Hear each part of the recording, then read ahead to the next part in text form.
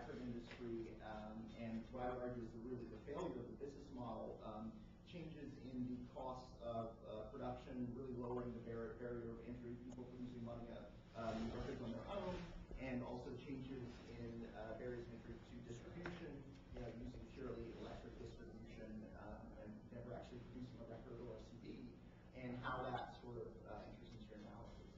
I don't actually look at it in any sort of way where I have numbers, but what I would suggest is, yes, in the last decade or so, the computers have made it easier to make music.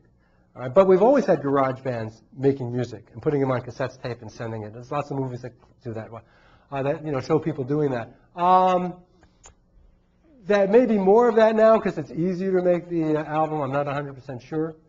But I expect most of those bands would like to make money because the old bands used to like to make money. And if they're interested in making money, they still would like a record contract. As far as I know, a lot of the groups that sort of make it on their own that weren't known before wind up signing record contracts. Now, it is true that some of the major acts, Radiohead and whatnot, decided to sort of go on their own, but they already have a brand name that the record company helped them create. And so it's easier for them. If you remember, the Beatles had their own record company. All right, and other well-known artists used to sort of have their own deals, basically, that was something like having your own record company. So it's not like it was never possible before. All right, the question is whether you make more. I mean, even Charles Dickens decided to self-publish some of his books because he was a big enough name. He thought his publisher wasn't treating him well, and so he was going to make and it was The Christmas Carol. He was going to make his own book and publish it himself. Well, he apparently went nuts, made this book with gilt edges and leather bindings and whatnot, and lost a lot of money. All right, so yes, people have always decided they wanted to get rid of the middleman, and they've always tried it, sometimes successfully and sometimes not. I'm not sure anything here, though, changes the basic story that you want to have somebody publicizing your work. You want to have somebody who can give you a producer, because it appears producers make music better. Otherwise, there's been a lot of wasted money in this industry over the years. And so for all of those things, there's going to be, it may not be the record companies we know, but someone's going to be doing that. And so we're going to see something that's not that different. We're not going to have people producing everything from scratch on their own, because then they're not busy specializing in what they do best, which is presumably making music. So the rest of the specialization has to go to someone else, and that's been done by the record companies. And I don't expect that to really change. Somebody else may be doing it, and they may be called record companies in the future, but that activity still has to be done. Yeah? You said a lot of true things, but the most recent one was there's been a lot of money wasted in this industry. It's not at all clear, and I wonder if you have any evidence to against what I'm about to say.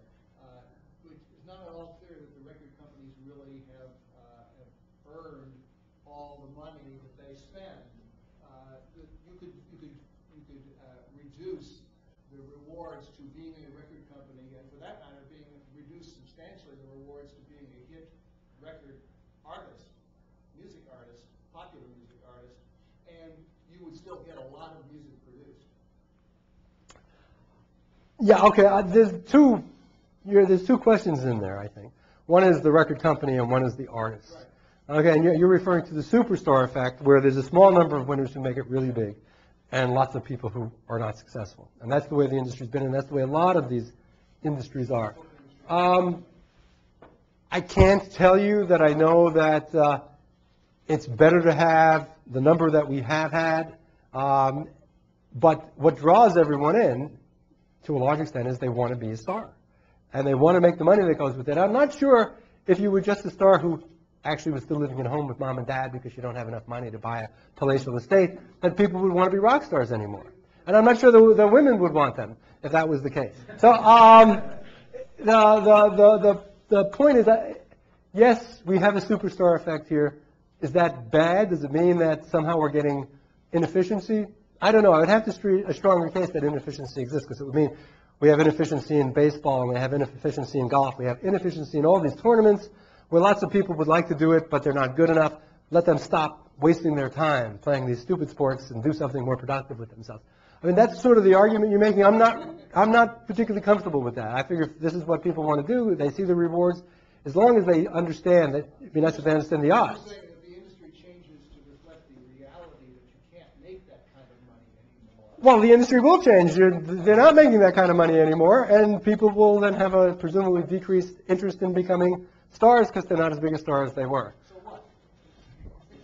Well, if you believe that what markets produce are valuable, and that people like the music, and that the music that they like the most has greater value to them than the music that they like less, you're going to possibly get the wrong music being produced, and that is a cost. All right? The music gets worse.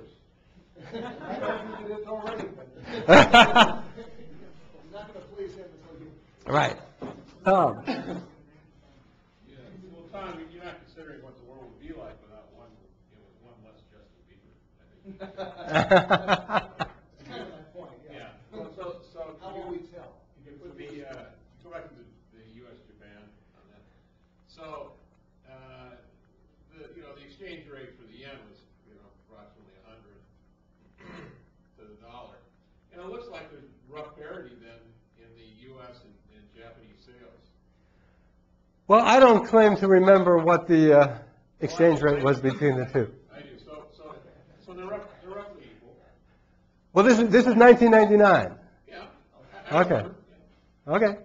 No, they're not. U.S. is bigger than Japan, and I know it's bigger than Japan by some reasonable margin. It's certainly more than 25. Either you're remembering the exchange rates wrong, or I'm remembering the difference wrong. 80 and 130 for the last couple of decades, and right now it's low. But wait a minute. Okay. But it's about 100. So the orders of magnitude. But Tom, the U.S. dollar has deflated in the last 10 years, and the Japanese yen has inflated. Okay, so you're saying the U.S. dollar keeps having inflation and the exchange rate staying constant? I'm not saying that. You're saying that. No. I say that you evaluate. Well, tell you what, Tom, we can go and look it up and see, but I know that Japan is number 2. It looks like the U.S. expenditures are 1/3 for GDP, or per capita, if you want to put it that way. But and I would suspect that the Japanese have been far more successful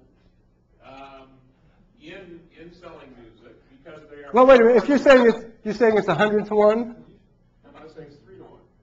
No. The exchange rate is 100 to 1. Yeah. Okay, so this is 3.7 and that's 4.5. Yeah. Okay, so the U.S. is bigger, and it's bigger by more than 20. It's not 3 times as big. Yeah. It's GDP is 3 times the size of Japan. that's fine. I can believe that. That sounds correct. All right, so if you want to say per capita, I don't know what the different per capita expenditure is for different countries. These are just the total numbers. Right. And so it's possible that they do have a higher amount per capita in Japan. All right. But so the conclusion, the implication that I draw is that the Japanese mobile market is singularly successful at selling data services. Okay, this comes from presumably the business models that have been adopted there, which are very strongly vertically coordinated. The so-called walled gardens that Docomo pioneered in 1999. This is a very famous story in the wireless industry, and has now been duplicated competitively by its 2 rivals in the mobile market. And they as far and away, they have higher mobile revenues in absolute numbers, percentage of the total industry revenues and all that, than any other market in the world. They sell a lot of music online. Right, and that's not on mobile handsets. right, and those are not easily pirated.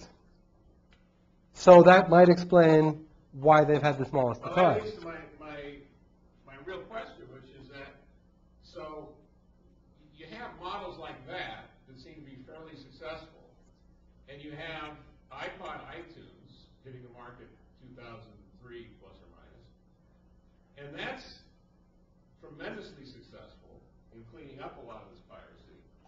No, it's not clear it's cleaned up any piracy. Oh, it is clear. It's shifted enormous activity into the non-pirated sector. There is no evidence whatsoever for that, Tom. There's no evidence that Apple, now worth over $200 billion, has... No, because the losses in the CDs are greater than the gains in the They would have been worse if it online. weren't We don't there. know that. Sure we do. No, we don't. We absolutely Because No, we absolutely don't. I'll be happy to talk to you about it later. I actually did a little test, not very strong, to see whether or not iTunes appears to be so a benefiting. legal market develops, generates tremendous economic activity, and that makes piracy worse. It has no effect on piracy as far as I can tell. Okay, fine. All right, then we can both live Well, with wait a it. minute. So this comes out of that marketplace you're talking about, the one that's taking a tailspin. And now there is this active, coordination of legal downloads. And it seems to me that is where the future lies in terms of. I agree. The future, it's always been the case that the Internet's a better distribution form. It gets there quicker, and it's much cheaper to have it come over the net than it is to buy truck.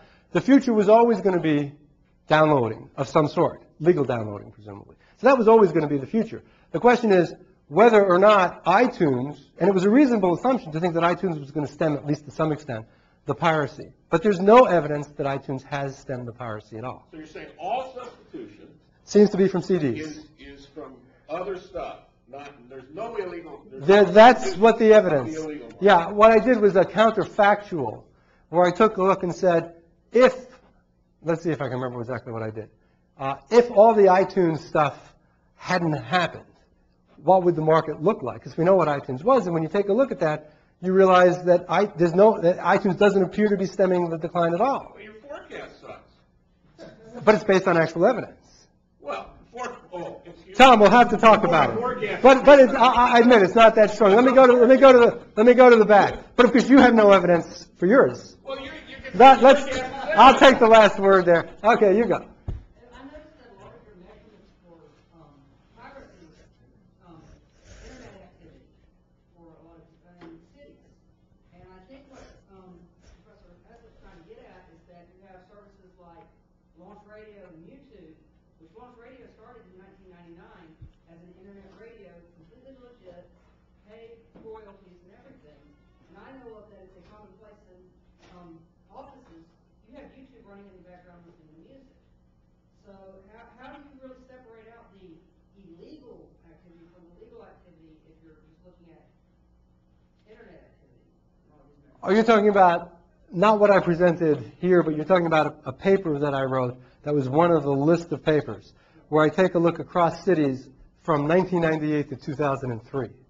All right, YouTube wasn't playing music legitimately in 2003.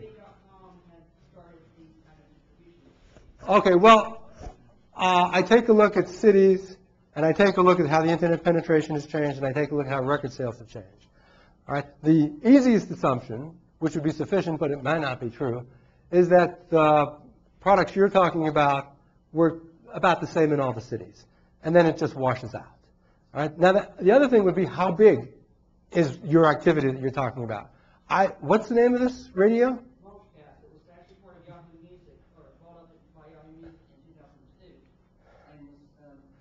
I don't think its market share of listening is likely to have ever been big enough to have much impact on this market. And it's got to be relatively big if it's going to talk about changing sales in a big way across the city. So that would be the second problem I'd have with expecting that. Now, it is true. When I use internet penetration, it suffers from the form that's not telling us how many files are being downloaded. It's just telling us how many people are hooked up to the internet. And that's not a perfect measure. And the assumption I'm making, which I don't think is all that extreme, is that a city that has twice as much internet penetration as another is likely to have more file sharing than another. I think that's relatively reasonable. But that's one of the problems with econometrics. We have this data that's very imperfect, and then we only know we've made a mistake when we get a result that's totally preposterous. All right, and so how much confidence can we have that what we're finding is actually right? In the textbooks, some of them will even say it's a blessing when you get a result that's crazy because it means you've done something wrong. All right, which is right. But what does that imply about the results of people who don't get crazy results? We don't really know that they did it right. We just know they didn't do it wrong enough. Okay. This actually ties together a few of these questions. It's clear that the fundamental unit of music sales has actually shifted to the individual song as opposed to the album. And I noticed that your data is based on an album. Did you aggregate individual sales into a hypothetical? Yes. That's what I did. But it's also not true.